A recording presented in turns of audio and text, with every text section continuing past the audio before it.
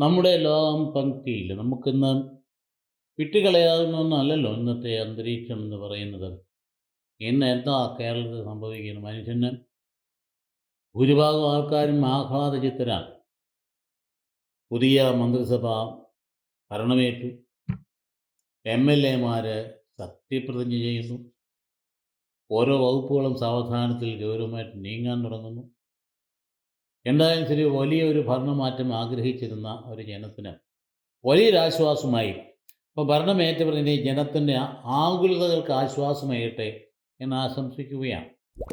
തന്നെയുമല്ല, നീതി നിർവഹിക്കപ്പെടാത്ത സാഹചര്യം ഉണ്ടാകാൻ പാടില്ല. ഏ തല്ലുകൊണ്ടവൻ ഒക്കെ എം.എൽ.എ ആയല്ലോ. അതായത് അത് സംരക്ഷണമാണെന്ന് പറഞ്ഞുകൊണ്ടല്ലേ തല്ലിയത്. എന്തൊരു അവസ്ഥയായിരുന്നു, ആലോചിച്ച് നോക്കിയേ. അപ്പോൾ അവർ കീഴ്മേൽ മറിഞ്ഞ അവസ്ഥയുണ്ട്. നീതി നിർവഹണം ഉള്ള അന്തരീക്ഷം ക്രിയേറ്റ് ചെയ്യപ്പെട്ടിട്ടുണ്ട്. അപ്പോൾ അധ്വാനിക്കുന്നവർക്കും പറഞ്ഞു പോകുന്നവർക്കും തുണയായി തീരട്ടെ ഭരണാധികാരികളെന്ന കാര്യം പ്രത്യേകം അനുസ്മരിക്കുക. നമ്മൾ ആഗ്രഹിക്കുന്നതാണ്. അധ്വാനിക്കുന്നവർക്കും ഭാരം ചുമക്കുന്നവർക്കും തുണയായിരിക്കും. ഞങ്ങളെ തേടാൻ, ഞങ്ങളെ അന്വേഷിക്കാൻ, ഞങ്ങൾക്ക് തുണയാകാൻ ഞങ്ങൾക്ക് അധികാരികളുണ്ട് എന്ന ഒരു ബോധ്യം തീരെ പാവപ്പെട്ടവനും കൂടി ജനിച്ചാൽ ആ ഭരണം വിജയിക്കും. അവിടെയാണ് നമ്മൾ പൊട്ടിപ്പോകുന്നത്. അതിന് നേരെ മറിച്ച് അവരെ ഒന്നും മൈൻഡ് ചെയ്യാതെ പോകുന്ന പോക്കാണെങ്കിൽ പിന്നെ അധികകാലം പോകേണ്ടി വരില്ല. അക്കാര്യത്തെക്കുറിച്ച് നമുക്ക് ധാരണയുണ്ടാകേണ്ടതാണ്. അധികാരി എന്ന് പറയുന്ന ജനമാണ്. അവരുടെ ശുശ്രൂഷകരാണ് ഭരണാധികാരികൾ എന്ന് പറയുന്നത്. അപ്പം അതുകൊണ്ട് കുറേയേറെ ആനുകൂല്യങ്ങൾ ഇപ്പോൾ വാഗ്ദാനം ചെയ്ത് നിർവഹിക്കപ്പെടാൻ തുടങ്ങിയിട്ടുണ്ട്. നല്ല കാര്യം. ആശാവർക്കർമാർക്കൊക്കെ ആഹ്ലാദമായിട്ടുണ്ട്. സ്ത്രീകൾക്ക് യാത്രാസൗകര്യമായി എന്ന് പറയുന്നു. ഏറെ ശ്രദ്ധിക്കപ്പെട്ട ഒരു കാര്യം, പുതിയൊരു വകുപ്പ് തുടങ്ങാൻ പോകുന്നത് കേൾക്കുന്നത് വളരെ ഗൗരവമായ സംഗതിയാണ്. അതായത് ഒരു വയോജന വകുപ്പ്. അത് ഏറെ പ്രസക്തമാണ്. നമ്മുടെ കേരളത്തിൽ ഇന്നത്തെ അവസ്ഥ എങ്ങനെയാണ്? നമ്മുടെ വയോധികരൊക്കെ ആരുമില്ലാത്തവരെ പോലെ വലിയ വൻ ഭവനങ്ങളിൽ വളരെ നിസ്സഹായരായി കഴിയുന്നൊരവസ്ഥയുണ്ട്. അതൊന്ന് മനസ്സിലാക്കുന്നത് നല്ലതാണ്. മറ്റ് വികസിത രാജ്യങ്ങളിലൊക്കെ നല്ല പോംവഴികൾ അവരുണ്ടാക്കിയിട്ടുണ്ട്. ലോകം മുഴുവൻ പോകുന്നവരല്ലേ ഭരണാധികാരികൾ, ചെന്ന് കാണുന്നതാണല്ലോ. ഞങ്ങളൊക്കെ ജോലി ചെയ്തിരുന്ന സ്ഥലങ്ങളിൽ ഒരു കാലത്തുമൊക്കെ പഠന കാലഘട്ടങ്ങളിലൊക്കെ ജർമ്മനി പോലെയുള്ള രാജ്യങ്ങളിൽ അവിടെ ഇങ്ങനെയുള്ള എൽട്ടൻ ഹൈം എന്ന് പറയും. അതായത് ഓൾഡ് ഏജ് ഹോം ഒരു വില്ലേജിന് ഒരെണ്ണം വെച്ച് കാണും. അപ്പോൾ സാധാരണഗതിയിൽ ഒരു ഇടവ വികാരി ആഴ്ചയിൽ ഒരു ദിവസം ആ ഇടവകയിൽപ്പെട്ട ഈ വയോധികരെ പോയി സന്ദർശിക്കുന്ന പതിവുണ്ട്. ഞാനങ്ങനെ പോയിട്ടുണ്ട്. അപ്പോൾ അവിടെ ചെല്ലുമ്പം കാണുന്ന സംഗതി വളരെ ഭംഗിയായിട്ട് അവർക്ക് വേണ്ടതെല്ലാം ചെയ്തു കൊടുത്തിട്ടുണ്ട്. അവർക്ക് പിന്നെ അവർ ഇൻഷുവേർഡാണ്, സാമ്പത്തികമായിട്ട് ക്ലേശമുണ്ടാകുന്നില്ല, സർക്കാർ സംവിധാനം ക്ഷേമരാഷ്ട്രമാണ്. എങ്കിലും അപ്പം പഠിക്കേണ്ട ചില കാര്യങ്ങളുണ്ട്. അവർക്ക് ആ ലോൺലിനെസ് അനുഭവപ്പെടുന്നില്ല. ഒരു കമ്മ്യൂണിറ്റി ലൈഫുണ്ട്. അത് കഴിഞ്ഞ് അവർ പുറത്ത് ഇറങ്ങിക്കഴിഞ്ഞാൽ നന്നായിട്ട് ആ പ്രകൃതിയുടെ ഭംഗി ആസ്വദിച്ച് നല്ല ഗാർഡനുകൾ ക്രമീകരിച്ച് കൊടുക്കുന്നുണ്ട്. പ്രഭാതത്തിൽ എണീറ്റ് വരുമ്പോഴേ ആദ്യം അവർ നോക്കുന്നത് നോട്ടീസ് ബോർഡിലേക്കാണ്. മെനു എന്താണെന്നാണ് നോക്കുന്നത്. അതുപോലെ അവർക്ക് രുചികരമായ രീതിയിൽ ഭക്ഷണം ക്രമീകരിച്ച് കൊടുക്കുന്നുണ്ട്. പിന്നെ ആ സുഹൃത്തുക്കൾ ഒന്ന് കാണാൻ വരുന്നു, സംസാരിക്കുന്നു. ആഴ്ചയിൽ ഒരിക്കൽ ഇതുപോലെ അജപാലകർ, ഓരോ കമ്മ്യൂണിറ്റിയുടെയും അജപാലകനും ക്രിസ്ത്യാനികളാണല്ലോ അവിടെ കൂടുതലായിട്ടുള്ളത്. എല്ലാ വിഭാഗം ക്രൈസ്തവ സമൂഹത്തിൻ്റെയും പാസ്റ്റർമാർ, വികാരിമാർ വന്ന് അവരുടെ അടുത്തിരുന്ന് അരമുക്കാൽ മണിക്കൂർ വെച്ചാൽ ഓരോ മുറിയിലും സംഭാഷിച്ച് പോകുന്ന പോയ അനുഭവമുള്ളതുകൊണ്ട് പറയുകയാണ്, ഈ വയോജന വകുപ്പാണ് വിഭാവന ചെയ്യുന്നതെങ്കിൽ അത് വൻ വിജയമായിരിക്കും. കാരണം നമ്മുടെ നാട്ടിൽ ഇവ പണത്തിൻ്റെ കുറവല്ല, പണം ഉണ്ട്. പക്ഷേ പണം ചെലവഴിച്ച് വേണ്ട വിധത്തിൽ വയോധികരെ സംരക്ഷിക്കാൻ ആളുകളില്ല എന്നുള്ളതാണ്. ഇപ്പോൾ വീട്ടിൽ പോലും നിൽക്കാൻ ഒരാളെ കിട്ടില്ല. ഈ പറയുന്ന തൊഴിലുറപ്പ് പദ്ധതിക്ക് ആരംഭിച്ചതുകൊണ്ട് ആരെയും കിട്ടില്ല. ഇത് വല്ലാത്തൊരു ദുരവസ്ഥയാണ് കേരളത്തിൻ്റേത്.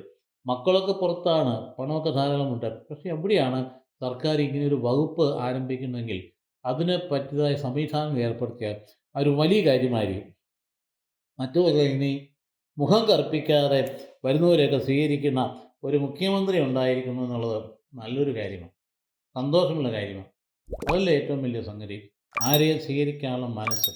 എത്ര പാവപ്പെട്ടവരായാലും എത്ര പാവപ്പെട്ടവളായാലും ഓടിച്ചെന്ന് അത് തൻ്റെ കാര്യം പറയാനുള്ള ഒരു സ്വാതന്ത്ര്യം മനുഷ്യന് ഇപ്പോൾ അനുഭവപ്പെടുന്നുണ്ട്. 18 മണിക്കൂറോളം ഒരേ നിൽപ്പ് നിന്ന് ഈ പാവങ്ങളെ മുഴുവൻ കേട്ടുകൊണ്ടിരുന്ന ഒരു മുഖ്യമന്ത്രിയുടെ നാടാണിത്. 2 മണിക്കൂറില്ല, 18 മണിക്കൂർ. ഓർത്ത് നോക്കുക, അധികാലമൊന്നും ആയില്ലല്ലോ. അപ്പം അങ്ങനെ ഒരു മുഖ്യമന്ത്രി വാണിരുന്ന ഒരു കാലമായിരുന്നു. അപ്പോൾ ഏതാണ്ട് അതേ രീതിയിൽ അത്രയും പോകാൻ എല്ലാവർക്കും പറ്റുമൊന്നുമില്ല. അത് സ്പെഷ്യൽ കാരിസ്മ. ഒന്നുമില്ലെങ്കിലും പോലും കിട്ടുന്ന അവസരങ്ങളിലും വിനയാന്വിതമായി ആളുകളെ ശ്രദ്ധിക്കാനുള്ള സന്നദ്ധത മുഖ്യമന്ത്രി ഒപ്പം തന്നെ മറ്റു മന്ത്രിമാരും കാണിച്ചാൽ ഒരു വലിയ കാര്യമായിരിക്കും. അപ്പോൾ അതുകൊണ്ട് വാസ്തവത്തിൽ നമ്മുടെ മുഖ്യമന്ത്രി ഭാഗ്യവാനാണ്. കാരണം എന്താണെന്ന് ചോദിച്ചാൽ 2 പേരുടെ ഭൂരിപക്ഷം വെച്ചുകൊണ്ട് ഞാണിന്മേൽ കളി പോലെ 5 വർഷം ഒരു രാജ്യം കൊണ്ടുപോയി നമ്മൾ കണ്ടതാണ് ഒരു മുഖ്യമന്ത്രി. അതിനൊന്നും ആവശ്യമില്ലല്ലോ. ഇപ്പോൾ 102 പേരുണ്ട്, സ്വന്തമായിട്ട് 63 പേരുണ്ട്. ആരുടെയും സമ്മർദ്ദത്തിന് വഴങ്ങേണ്ട ഒരു കാര്യവുമില്ല. ഏത് സഖ്യകക്ഷി പോയാലും മന്ത്രിസഭ താഴ്പോവില്ല. ഇങ്ങനെ അത്ര ഒരു ഭാഗ്യപ്പെട്ട ഒരു മുഖ്യമന്ത്രിക്ക് നിഷ്പക്ഷമായി നിന്നുകൊണ്ട് ധീരമായി മുമ്പോട്ട് കൊണ്ടുപോകാൻ സാധിക്കണം. അതാണ് ഞങ്ങൾ ആശംസിക്കുന്നത്. ആരുടെയും സ്വാതന്ത്ര്യത്തിനോ സമ്മർദ്ദത്തിനോ വഴങ്ങേണ്ട ഒരു കാര്യവുമില്ല എന്ന കാര്യം ആത്മാർത്ഥമായിട്ട് പറയാൻ താല്പര്യമുണ്ട്. കാരണം അങ്ങനെ ഒരു മുഖ്യമന്ത്രി അല്ലല്ലോ നമുക്കുള്ളത്. എങ്കിലും ആളുകൾക്ക് ആശങ്കയുണ്ട്, ജനങ്ങൾക്ക് ആശങ്കയില്ലാതില്ല. അതുകൊണ്ട് ആരെയും നോക്കാതെ മറുപടി കേൾക്കേണ്ട കാലങ്ങളിൽ പലപ്പോഴും സമ്മർദ്ദത്തിന്, അതായത് റിമോട്ട് കൺട്രോളിന് വിധേയനായോ എന്ന് ജനം സംശയിക്കുന്നുണ്ട്. അതായത് ആരും ധനമന്ത്രി തന്നെയാണ് ബഡ്ജറ്റൊക്കെ ഉണ്ടാക്കുന്നത്. ഈ ബഡ്ജറ്റിൻ്റെ ഭൂരിഭാഗവും ചിലവഴിക്കുന്ന വകുപ്പുകൾ എവിടെയാണ്? 60% ഈ വകുപ്പുകൾ ചിലവഴിക്കുന്ന ആരുടെ കയ്യിലൊക്കെ ഇരിക്കുന്നത്? അപ്പോൾ അതൊരു നീതിപൂർണമായ വിതരണമായിരുന്നോ എന്ന കാര്യം അന്വേഷിക്കേണ്ടതാണ്. അവിടെ ഏതെങ്കിലും തരത്തിലുള്ള, അതായത് അൺഹെൽത്തി ആയിട്ടുള്ളൊരു കൺട്രോൾ മുഖ്യമന്ത്രിയുടെ മേൽ വന്നിരുന്നോ എന്ന ആളുകൾ ബുദ്ധിയുള്ള വിഭാഗമാണ് കേരള ജനത എന്ന കാര്യം എല്ലാ മന്ത്രിമാരും അറിഞ്ഞിരിക്കേണ്ടതാണ്. അതായത് നിങ്ങളെക്കാളും ബുദ്ധിയുള്ളവരുണ്ടെന്ന് സംസ്ഥാനത്ത് ഈ കാര്യങ്ങൾ അപരധിക്കാനും മനസ്സിലാക്കാനും ഒക്കെ എങ്ങോട്ടാണ് പോകുന്നത്, എങ്ങനെയാണ് പോകുന്നത്, എവിടെയാണ് സ്വാധീനം, ആരുടെ സ്വാധീനം എന്നൊക്കെ ആരോടും ചോദിക്കാൻ കണക്കാക്കാൻ പറ്റുന്ന ജനമായിരുന്നു. അല്ലാതെ ഈ വടക്കേണ്ടിലൊക്കെ കാണുന്ന പോലെ ആൾക്കൂട്ടമല്ലിത്. എഡ്യൂക്കേറ്റഡ് ജനമാരും അക്കാര്യം ഉള്ളതുകൊണ്ട് വളരെ ശ്രദ്ധയോടെ പോകേണ്ട ഒരു കാര്യമുണ്ട്. അതുകൊണ്ട് തദ്ദേശ സ്വയംഭരണം, പൊതുമരാമത്ത്, PWD, വിദ്യാഭ്യാസം, വ്യവസായം, IT ഇങ്ങനെയുള്ള കാര്യങ്ങളൊക്കെ ഒരു വിഭാഗത്തിലേക്ക് മാത്രം പോയാൽ അവിടെ നീതി ഉണ്ടാകുമോ? ഒന്നും അന്വേഷിച്ച് നോക്കേണ്ടതല്ലേ? ഇത് റീഷബിളിങ്ങിൻ്റെ കാലഘട്ടമെങ്കിലും ഇനിയിപ്പോൾ ഉണ്ടായതൊക്കെ പോട്ടെ, റീഷബിളിംഗ് കാലഘട്ടങ്ങളൊന്നും അന്വേഷിക്കേണ്ട കാര്യമാണ്. അത് ആരെയാണ് പേടിക്കുന്നത്? എന്തിനാണ് ഭയപ്പെടുന്നത്? ആരെയും ഭയപ്പെടേണ്ട കാര്യമൊന്നുമില്ല. അല്ല, ഭരണം സമുദായത്തിന് വേണ്ടിയിട്ടാണെന്ന് വിവാദ പ്രസ്താവന ഇറക്കിയതിൽ ഒരുപാട് ചർച്ചയുണ്ടായതല്ലേ? ഭരണം സമുദായത്തിന് വേണ്ടിയിട്ടാണ്. അങ്ങനെയാണോ? ഭരണ സമുദായത്തിന് വേണ്ടിയിട്ടാണോ? ഭരണ രാജ്യത്തിന് വേണ്ടിയിട്ടാണ്. എന്നിട്ട് ആ വിവാദ പ്രസ്താവന ഇറങ്ങിയ ആളിന് ഒരു വലിയ ഉത്തരവാദിത്തമുണ്ട്, വലിയ വകുപ്പും കൊടുത്തിരിക്കുകയാണല്ലേ. ആൾ സംശയിക്കാതിരിക്കുമോ? അത് ഗൗരവമായിട്ട് എടുക്കേണ്ട ഒരു കാര്യമാണ്.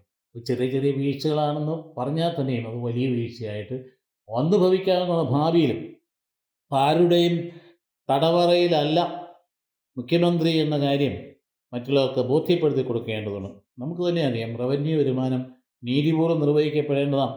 ആ പാടെ നമുക്ക് ഏത് സംവിധാനമായാലും ശരി, ആര് വന്നാലും ശരി, രാജ്യത്തിൻ്റെ റവന്യൂ വരുമാനത്തിൻ്റെ 85% അതിനപ്പുറത്ത് അതിനടുത്തുള്ളത് മുഴുവൻ ശമ്പളത്തിനും പെൻഷനും വേണ്ടിയിട്ടാണ് ചിലവഴിക്കുന്നത്. ആർക്കറിയാൻ പാടില്ല. ശമ്പളവും പെൻഷനും കൊടുത്തു കഴിഞ്ഞാൽ ബാക്കിയുള്ളത് കൊണ്ടാണ് ഈ വികസനവും വിദ്യാഭ്യാസവും നടക്കേണ്ടത്. അങ്ങനെ വരുമ്പോൾ അവിടെയൊക്കെ എങ്കിലും കുറേ കാര്യങ്ങൾ ശ്രദ്ധിക്കേണ്ട കാര്യങ്ങളല്ലേ. അപ്പോൾ അവർ വളരെ ഗൗരവമായിട്ട് എടുക്കേണ്ട സംഗതിയാണ്. എവിടെയാണ് പണം കൂടുതൽ ജനറേറ്റ് ചെയ്യുന്ന വകുപ്പ്? ആ ജനറേറ്റ് ചെയ്യുന്ന വകുപ്പിൽ എന്തെല്ലാം കാര്യങ്ങളാണ് അഴിമതി നടക്കാവുന്നത് എന്ന് ചിന്തിക്കേണ്ട ഒരു കാര്യമല്ലേ. അപ്പോൾ അതുകൊണ്ട് അവിടെ ഒരു പ്രത്യേകമായ ചിന്ത ഉണ്ടാകേണ്ട. തെക്ക്, മധ്യ കേരളം, മലബാർ എന്നൊക്കെയുള്ള നമ്മുടെ രാജ്യത്തിൻ്റെ പ്രത്യേക അവസ്ഥകൾ, വിഭജനങ്ങളുണ്ടല്ലോ. അവിടെ നീതി നിർവഹിക്കേണ്ടത് നീതി നിർവഹിക്കണം. ആരെയും തടയാൻ പറ്റില്ല, ഒരു വിഭാഗം തടയാൻ പറ്റില്ല. കോഴിക്കോട്ടുകാർക്ക് അവർക്ക് അത്രയൊക്കെ ഉണ്ടായിട്ട് അവർക്ക് നന്ദി കിട്ടിയില്ല എന്ന് പറയുമ്പോൾ അതൊന്നും പരിഗണിക്കേണ്ട ഒരു കാര്യമല്ലേ. ആര് വേണമെങ്കിൽ അങ്ങനെ പറയേണ്ട കാര്യമല്ലേ. അപ്പോൾ അത് എന്താ ചെയ്യേണ്ടത്? ചില വിഭാഗങ്ങൾ സത്യപ്രതിജ്ഞ ബഹിഷ്കരിക്കാൻ ഒരുങ്ങുകയും, ബഹിഷ്കരിക്കുമെന്ന് എനിക്കറിയാൻ പാടില്ല, എന്നാലും അവരുടെ ചിന്തകൾ അങ്ങനെ ആയിപ്പോയി. കാരണം എന്തുകൊണ്ടാണെന്നറിയാമോ? 3 ലക്ഷം പേരുള്ളൊരു വിഭാഗം അവിടെയുണ്ട്. വാസ്തവത്തിൽ ഈ ഫിഷറീസ് എന്ന് പറഞ്ഞ വകുപ്പ് അവരുടെ തൊഴിലിനോട് ചേർന്ന് പോകുന്നതല്ലേ, അവരല്ലേ നിർവഹിക്കേണ്ടിയിരുന്നത്.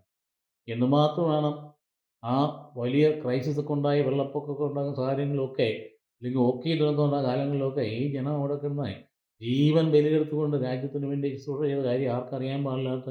എന്നിട്ട് അതിനോട് ബന്ധപ്പെട്ട ഒരു വകുപ്പ് വന്നപ്പോൾ അവരെ തൊട്ടടുപ്പിച്ചില്ല എന്ന് പറയുമ്പോൾ ശരിയാണോ? എന്താ അവരെന്താ കള്ളക്കടത്ത് നടത്തുമോ? അവർ ഈ കപ്പലിലൂടെ അല്ലെങ്കിൽ ഈ പറയുന്ന ബോട്ടിലൂടെയൊക്കെ കള്ളക്കടത്ത് നടത്തുന്ന ആൾക്കാരാണെന്നാണ് ധരിച്ചിരിക്കുന്നത്. എന്തായാലും ശരി, അതിനകത്തൊക്കെ എടുത്ത നിലപാടുകൾ പുനഃപരിശോധന ചെയ്യേണ്ടതാണ്.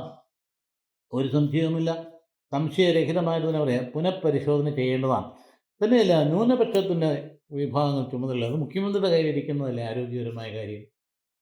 ന്യൂനപക്ഷങ്ങൾ എത്ര വിഭാഗങ്ങളുണ്ട്? ആ എണ്ണു തൊട്ട് പറയുന്നതാണ്. ഇത് 2008 തൊട്ടാണ് ന്യൂനപക്ഷ വകുപ്പൊക്കെ ഉണ്ടായി വന്നിരിക്കുന്നത്. അപ്പം തൊട്ട് തന്നെ എല്ലാം ഒരേ കാലത്ത് തന്നെ എന്നും ന്യൂനപക്ഷ വകുപ്പിൻ്റെ മന്ത്രി എന്ന് പറയുന്നത് അതൊട്ടും ശരിയായ കാര്യമല്ല. എത്രയോ പ്രാവശ്യം ആവർത്തിച്ച് മറ്റ് ന്യൂനപക്ഷങ്ങൾ പറഞ്ഞിട്ടുള്ളതാണ്. അത് മാറി മാറി കൊടുക്കാൻ പാടില്ലേ? വിവിധ ന്യൂനപക്ഷങ്ങൾ ഇവിടെ ഉണ്ടല്ലോ. അവർക്ക് ഓരോ കൂട്ടർക്ക് തന്നെ കൊടുക്കണമെന്ന് പറയുന്നില്ല, ക്ലെയിം ചെയ്യുന്നില്ല. മാറി മാറി കൊടുക്കാമല്ലോ. എന്തേ അങ്ങനെ ചെയ്യാത്തത്? ഇവിടെ എന്തെല്ലാം ചർച്ചകൾ അതിനെക്കുറിച്ചുണ്ടായി. 2080-ൻ്റെ ആ ചർച്ച കോടതി വരെ പോയില്ലേ? കോടതി കയറിയില്ലേ? ഇതൊക്കെ അറിയാവുന്നവരല്ലേ ഇവിടെയുള്ളവർ. ആർക്കെങ്കിലും ഇവിടെ ബുദ്ധിയില്ലാത്ത വർഗമൊന്നുമല്ല ഇവിടെയുള്ളവർ. എല്ലാവരും എഡ്യൂക്കേറ്റഡാ. എല്ലാവർക്കും അറിയാം നീക്കങ്ങൾ. അതിൻ്റെ അണ്ടർ കറണ്ടുകൾ മനസ്സിലാക്കാൻ കഴിവുള്ളവർ തന്നെയാണ് ഇവിടെയുള്ളത്. അപ്പം അതുകൊണ്ട് വളരെ ഗൗരവമായിട്ട് ഇക്കാര്യത്തിൽ ചിന്തിക്കേണ്ടതുണ്ട്. അപ്പോൾ എന്തായാലും ശരി, നീതിബോധത്തോടു കൂടിയ ഒരു ഭരണ മികവിന് അത് നമ്മൾ ആഗ്രഹിക്കും. അത് ആശംസ നേരുകയാണ്. ഇപ്പോൾ സാമുദായിക പ്രാദേശിക ധ്രുവീകരണങ്ങൾ ഉണ്ടാകാതിരിക്കാൻ നോക്കേണ്ടതാണ്. എങ്കിലും നല്ല തുടക്കം തന്നെ, നല്ല അന്തരീക്ഷമാണ്.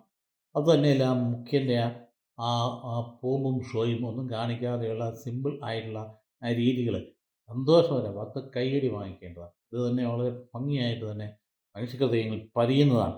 മനുഷ്യന് പേടിക്കാതെ വഴിയെ നടക്കാമല്ലോ. എന്തിനീ 14 വണ്ടികളുടെ ഈ പറയുന്ന ആ വലിയ എസ്കോർട്ട് എന്തിനു വേണ്ടിയാണ്? ആരെ പേടിക്കുന്നു?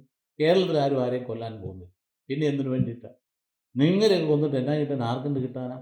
അമേരിക്കൻ പ്രസിഡന്റ് അല്ലല്ലോ, ഈ ലോകത്തെ നിയന്ത്രിക്കുന്ന ആൾക്കാരൊന്നും അല്ലല്ലോ. അപ്പോൾ അതുകൊണ്ട് അമേരിക്കൻ പ്രസിഡന്റോ റഷ്യൻ പ്രസിഡന്റോ ഒക്കെ ആണെങ്കിൽ അത് പ്രൊട്ടക്ഷൻ അത്ര ഗൗരവമായിട്ട് വേണം. അല്ലാത്ത ഈ കേരളത്തിൻ്റെ മുഖ്യമന്ത്രി ഇത്രമാത്രം മനുഷ്യനെ പേടിപ്പിക്കുന്നത്. തന്നെയുമല്ല, ഈ എസ്കോർട്ടും പത്രാസും ഒക്കെ കൂടിപ്പോയി. അവിടെ നാം വികസിത രാജ്യങ്ങളിൽ കണ്ടുപിടിക്കേണ്ടതാണ്. വികസിത രാജ്യങ്ങളിലെ മന്ത്രിമാരുടെ യാത്ര, പ്രധാനമന്ത്രി യാത്ര വളരെ സിമ്പിളാണ്. ഞങ്ങൾക്കൊരു സംഭവം ഉണ്ടായി. ഒരിക്കൽ വലിയ റോമൻ നഗരത്തിലൂടെ യാത്ര ചെയ്യുമ്പോൾ ഇങ്ങനെ നിരനിരയായിട്ട് 4, 5, 6, 7, 8 ലൈനിലൂടെ വണ്ടി ഇങ്ങനെ ഒഴുകിക്കൊണ്ടിരിക്കുക. അപ്പോൾ വണ്ടിക്കകത്തിരിക്കുന്ന ആൾ, ഞാനും അതിനകത്തുണ്ട്, എന്നോട് ഒരാൾ ആ ഫ്രണ്ടിൽ കിടക്കുന്ന കാർ നോക്കി. ആരത്? എനിക്ക് മനസ്സിലായില്ല. അതേ, ഇറ്റാലിയൻ പ്രധാനമന്ത്രിയാണ്. ഇറ്റാലിയൻ പ്രധാനമന്ത്രിയാണ്. ആലോചിച്ച് നോക്കിയേ. അവിടെയൊന്നും ഒരു എസ്കോർട്ടുമില്ല. അദ്ദേഹം ആ കാറിൽ പോകുന്നു. എല്ലാ വണ്ടികളും നിയമം അനുസരിക്കുന്നത്, ആ വണ്ടിയെ നിയമം അനുസരിക്കും. എവിടെ ചെല്ലുന്നത്, ഏത് ബ്ലോക്കിൽ ചെന്നാലും അവിടെ നിർത്തുന്നത് അത് നിർത്തുന്നു. ഇതല്ലേ ഇത്? ഇവിടെ എന്താ സംഭവിക്കുന്നത്? ഇവിടെ രാജഭരണകാലത്ത് പോലും ഇല്ലാത്ത തരത്തിലുള്ള എന്തൊരു ഭൂകമ്പമാണ് ഇങ്ങനെയുള്ള ഈ വലിയ എസ്കോർട്ടുമുള്ള യാത്ര. കയറിയിരിക്കുന്നത് ചിന്തിക്കരുത് കേട്ടോ മന്ത്രിമാരെ. നിങ്ങൾക്കൊരു എസ്കോർട്ടും കിട്ടി, ഇങ്ങനെ കിട്ടി, നാട്ടിലേക്ക് ചെല്ലുമ്പോൾ ആളുകൾ ഇങ്ങനെ പേടിക്കുമെന്ന് വിചാരിക്കണം, മണ്ടനാണെന്ന് വിചാരിക്കും. കാരണം അല്ലെങ്കിൽ നിങ്ങൾ സിമ്പിളായിട്ട് ചെല്ലണം. ഈ ജനം വിദ്യാഭ്യാസമുള്ള ജനമാണ്. ആരും വലിയ വിലയൊന്നും തരില്ല. നേരെ തിരിച്ചേ ചിന്തിക്കുള്ളൂ. കണ്ടില്ലേ കേരളം മുഴുവൻ ഭയങ്കര ഹോർഡിങ് വെച്ചിട്ട് എന്നാ പ്രയോജനം ഉണ്ടായി? മനുഷ്യമെല്ലാം അംഗീകരിച്ചു അത് എന്ന് പറഞ്ഞപ്പോൾ നിങ്ങൾ ഈ പറയുന്ന എസ്കോർട്ട് കൊണ്ട് ആളുകൾ നമ്മളുടെ ഈ വലിയ പത്രാസുമായിട്ട് നടന്നാലും ഒരു മനുഷ്യനും മൈൻഡ് ചെയ്യത്തില്ല. അതേസമയത്ത് വളരെ സിമ്പിളായിട്ട് ചെല്ലുന്ന പറഞ്ഞ് നിറഞ്ഞ് ജനത്തെയും കയറ്റി ചെയ്ത് സന്തോഷം പങ്കെടുത്ത് ധൃതിയുണ്ട്, തിരക്കുണ്ട്, സംശയമൊന്നുമില്ല, നിൽക്കാൻ പറ്റില്ല, പോകണം ഒക്കെ പോകുന്നുണ്ട്, കുഴപ്പമൊന്നും ആരും ഒന്നും പറയത്തില്ല. അതേ സമയത്ത് ഈ ഉദ്ഘാടനങ്ങൾ അതിനൊരു കോഡ് ഓഫ് കോണ്ടാക്റ്റ് ഉണ്ടാകേണ്ടത് ആവശ്യമാണ്. അത് മുഖ്യമന്ത്രി ശ്രദ്ധിക്കേണ്ടത്. ഈ മന്ത്രിമാരെല്ലാം തൊട്ട് പിറ്റേ ദിവസം തൊട്ട് ഈ പകൽ മുഴുവൻ അവിടെ ഒരു 4-5 ഉദ്ഘാടനം നടത്തി. എന്താ? വളരെ നിസ്സാരമായ കാര്യങ്ങൾ, നിസ്സാരമായ സംഗതി. ഷോപ്പുകൾ ഉദ്ഘാടനം ചെയ്യുക, ജുവല്ലറി ഉദ്ഘാടനം ചെയ്യുക, ഇതൊക്കെ ചെയ്യേണ്ട കാര്യമാണ്. അതൊക്കെ ചെയ്യേണ്ടവരെ ഏൽപ്പിക്കട്ടെ. ഇത് ഫയൽ നിൽക്കുക ഓഫീസിൽ ഇരുന്നുകൊണ്ട്. ഓരോ ഫയലും ഓരോ ജീവിതമാണെന്ന് പണ്ടൊരു മുഖ്യമന്ത്രി പറഞ്ഞതല്ലേ? ആ ഫയൽ നിങ്ങൾക്ക് അവിടെ ഒന്ന് ക്ലിയർ കട്ടായിട്ട് വർക്ക് നടക്കട്ടെ. ഇവ മുഖ്യമന്ത്രി മോണിറ്റർ ചെയ്യേണ്ട ഒരു കാര്യം. ഓരോ വകുപ്പിൻ്റെയും ഈ വകുപ്പിൻ്റെ മുൻപോട്ടുള്ള യാത്രയിൽ അതിൻ്റെ മിനിസ്റ്റേഴ്സ് അതിൻ്റെ ജോലി ശരിക്കും നിർവഹിക്കുന്നുണ്ടോ എന്ന് ഭയം കൂടാതെ പറയാൻ പറ്റണം. എന്തിനാണ് ഭയപ്പെടുന്നത്? മുഖ്യമന്ത്രിയുടെ ടീമല്ലേ? ആ ടീമാണെന്ന് പറഞ്ഞ് ഓരോ വ്യക്തിയും തോന്നിയ പോലെ ചെയ്യാനുള്ള അനുവാദമല്ലത്. അത് മുഖ്യമന്ത്രിയുടെ നിർദ്ദേശാനുസരണം ഒറ്റ ടീമായിരുന്നുകൊണ്ട് രാജ്യത്തെ പടുത്തുയർത്താൻ കഷ്ടപ്പെടുക വേണ്ടിയേ. അങ്ങനെയാണെങ്കിലേ എങ്ങനെ അവധിയെടുക്കാൻ പറ്റുന്നത്? ഇങ്ങനെ ഇട്ടേക്ക് പോകാൻ പറ്റില്ല. അല്ല, വെറും നല്ല മിനിസ്ട്രി ക്യാബിനറ്റ് മീറ്റിംഗ് ഉള്ളപ്പോൾ മാത്രം തിരുവനന്തപുരത്ത് കാണാം. അല്ലാത്തപ്പോഴൊക്കെ ലോകത്തിലെതിലും ഇങ്ങനെ അല്ലെങ്കിൽ നടക്കുക. IAS-കാരനെ ഏൽപ്പിക്കുക പിന്നെ ഭരണം. അതുപോലെ എളുപ്പമുള്ള കാര്യമാണ്. IAS-കാരൻ ഭരിച്ചോളും എന്ന് ധരിക്കുക. അങ്ങനെയല്ല, IAS-കാരനല്ല ഭരിക്കേണ്ടത് ഉത്തരവാദിത്വമുള്ള മിനിസ്റ്റർ ഭരിക്കേണ്ടത്. അത് ആ ഉത്തരവാദിത്വം ഇംബൈബ് ചെയ്യണം മന്ത്രിമാർ. അല്ല എല്ലാ കാര്യങ്ങളും നടത്തിക്കൊള്ളുവരെ കൂട്ടിയുള്ളവർ IPS IAS-കാരൊക്കെ നടത്തിക്കോളും വിചാരിച്ച് അങ്ങോട്ട് വിട്ടുകൊടുക്കാനുള്ളതല്ല. ഓരോ വകുപ്പ് എന്ന കാര്യം ജനത്തോട് തന്നെ ബന്ധപ്പെട്ടതാണ്. അത് കൃത്യമായിട്ട് വിവേചിച്ചറിഞ്ഞ് വിവേചന ബുദ്ധിയോടെ കൈകാര്യം ചെയ്യാൻ സാധിക്കുകയും അത് മുഖ്യമായിട്ട് കൺസൾട്ട് ചെയ്തുകൊണ്ട് കാര്യങ്ങൾ നടപ്പാക്കുകയും ചെയ്യാൻ അങ്ങനെ മുമ്പോട്ട് പോയാലുണ്ടല്ലോ ഭരണത്തെക്കുറിച്ച് ഞങ്ങൾ പറയുന്നത് നന്നായിരിക്കും. It's very good. ഇങ്ങനെ പറയും. ഇങ്ങനെ പറഞ്ഞാൽ വീണ്ടും ഭരിക്കാം. അല്ലെങ്കിൽ പോകുന്ന വഴിക്ക് അങ്ങ് പോകും. Thank you very much.